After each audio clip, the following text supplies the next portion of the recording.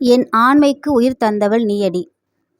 சென்னை நகரம் அந்த அதிகாலையில் வழக்கம் போல விழித்துக் கொண்டிருந்தது. சாலைகளில் வாகனங்களின் சத்தம் அதிகரித்துக் கொண்டிருந்தது. தேநீர் கடைகளில் மக்கள் அரசியலை பற்றி பேசிக் கொண்டிருந்தனர்.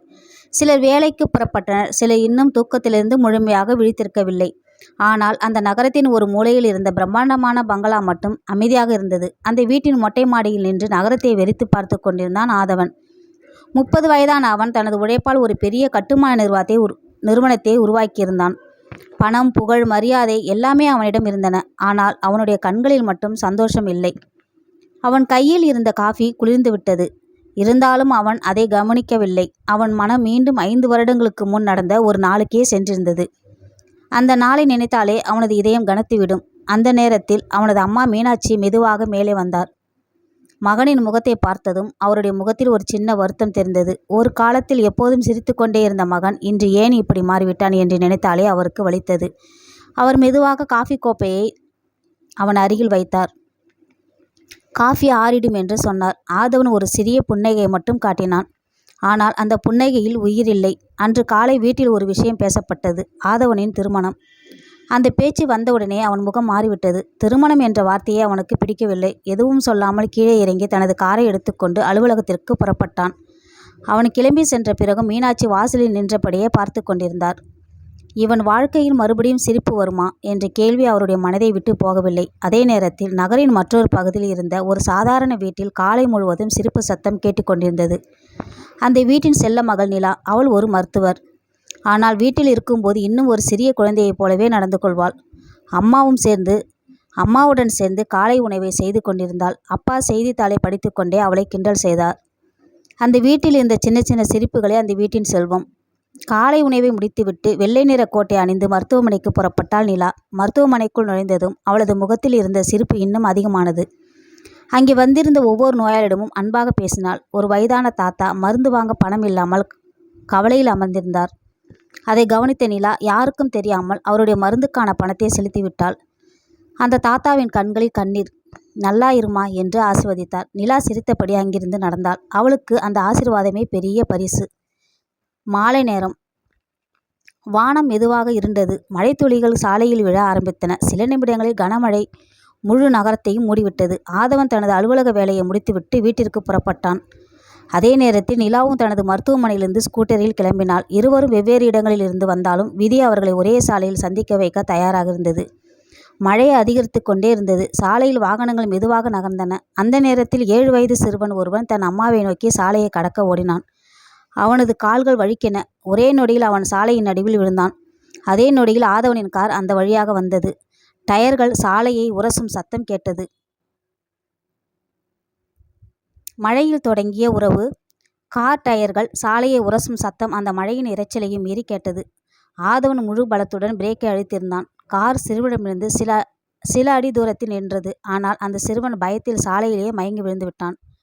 ஒரு நொடி கூட யோசிக்காமல் ஆதவன் காரிலிருந்து இறங்கி மழையை பொருட்படுத்தாமல் அவனை நோக்கி ஓடினான். அதே நேரத்தில் எதிர்பக்கத்தில் தனது ஸ்கூட்டரை நிறுத்திவிட்டு நிலாவும் ஓடி வந்தாள். சிறுவனின் நாடி துடைப்பை பரிசோதித்த நிலா, உயிருக்கு உடனடி ஆபத்து இல்லை, ஆனால் ரத்தம் அதிகமாக போகுது, சீக்கிரம் மருத்துவமனைக்கு கூட்டிட்டு போகணும் என்று பதற்றமாக சொன்னாள். ஆதவன் எந்த கேள்வியும் கேட்கவில்லை. குழந்தையை மிகவும் கவனமாக தூக்கி கொண்டு தனது காரின் பின்புற இருக்கையில் படுக்க வைத்தான். நிலாவும் அவனுடன் காரில் ஏறினாள். மழையை கிழித்து கொண்டு கார் மருத்துவமனையை நோக்கி பறந்தது. காருக்குள் ஒரு வித்தியாசமான அமைதி நிலவியது. பின்னால் கிடந்த குழந்தையின் மூச்சு சத்தமும் வெளியே பெய்த மழையின் சத்தமும் மட்டுமே கேட்டன. நிலா அடிக்கடி குழந்தையின் நிலையை பார்த்து கொண்டிருந்தாள். ஆனால் அவளது கவனம் சில நொடிகளுக்கு ஒரு முறை ஆதவனின் முகத்தையும் நோக்கியும் திரும்பியது. அவன் முகத்தில் பதற்றம் இருந்தது. ஆனால் அந்த பதற்றத்திற்குள் ஒரு விசித்திரமான பொறுப்புணர்வும் இருந்தது. இன்னும் 2 நிமிஷம் மருத்துவமனை வந்துடும் என்று மெதுவாக சொன்னாள் நிலா. ஆதவன் தலையை மட்டும் ஆட்டினான். அவனது பார்வை முழுவதும் சாலையிலே இருந்தது. மருத்துவமனை வாசலில் கார் நின்றவுடன் ஆதவன் மீண்டும் குழந்தையை தூக்கி கொண்டு அவசர சிகிச்சை பிரிவுக்கு ஓடினான். அங்கிருந்த மருத்துவர்கள் உடனடியாக சிகிச்சையை தொடங்கினர். வாசலுக்கு வெளியே நின்ற ஆதவன் தனது கைகளில் இருந்த இரத்த கரையை பார்த்தான். அந்த காட்சி அவனது மனதில் புதைத்திருந்த பழைய நினைவுகளை மீண்டும் எழுப்பியது. அவனது மூச்சு வேகமாகியது. கண்களை மூடியவுடன் மீண்டும் அந்த பழைய விபத்து, ரத்தம், உடைந்த கண்ணாடி, உதவி கேட்டு அழும் ஒரு பெண்ணின் குரல். அவன் திடீரென்று கண்களை திறந்தான். சார், நீங்க ஓகே தானே? நிலாவின் குரல் அவனை நிகழ்காலத்திற்கு கொண்டு வந்தது. ஒன்றுமில்லை என்று சுருக்கமாக சொன்னான். அவன் நன்றாக இல்லை என்பதை நிலா புரிந்து கொண்டாள். ஆனால் அவள் எதுவும் கேட்கவில்லை. சில வழிகளுக்கு நேரம் கொடுக்க வேண்டும் என்பதை அவள் அறிந்திருந்தாள். சில நிமிடங்களுக்கு பிறகு மருத்துவர் வெளியே வந்தார்.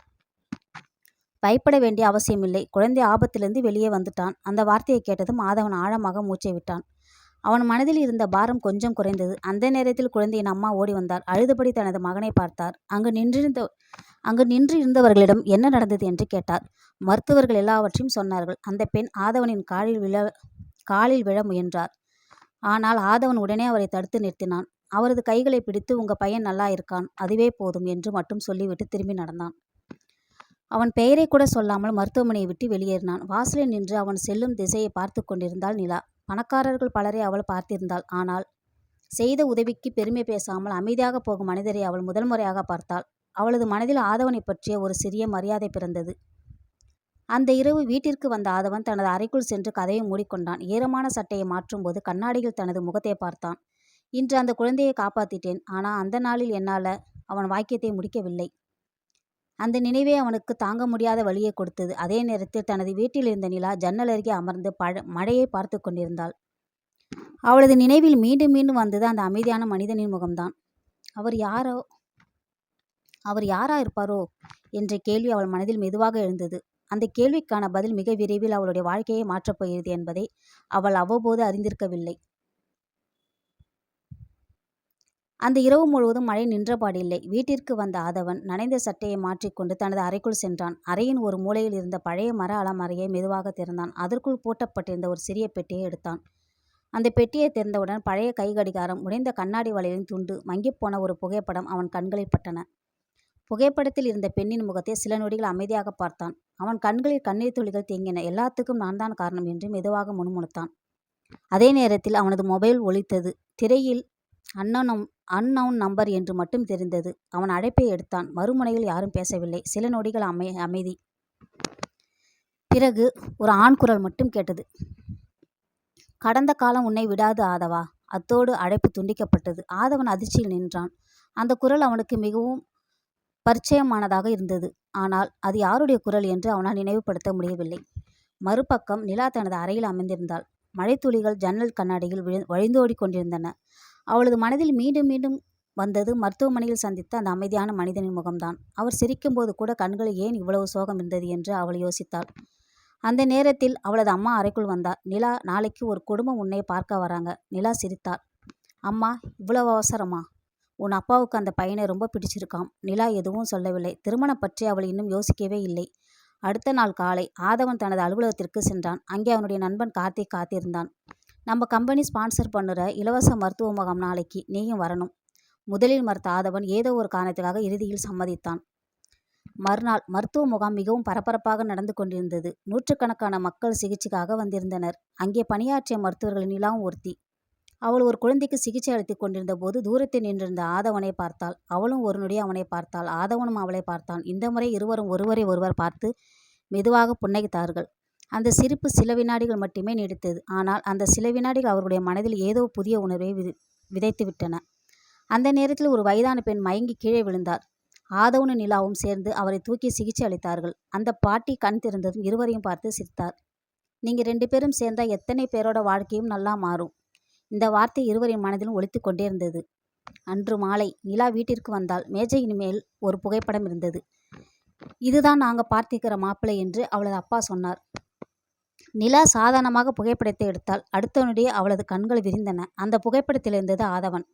அவள் நம்ப முடியாமல் மீண்டும் பார்த்தாள். அதே நேரத்தில் ஆதவனின் வீட்டிலும் அவனது அம்மா சொன்னார், நாளைக்கு ஒரு பொண்ணோட போட்டோ பார்க்கணும். ஆதவன் விருப்பமில்லாமல் அந்த உரையை திறந்தான்.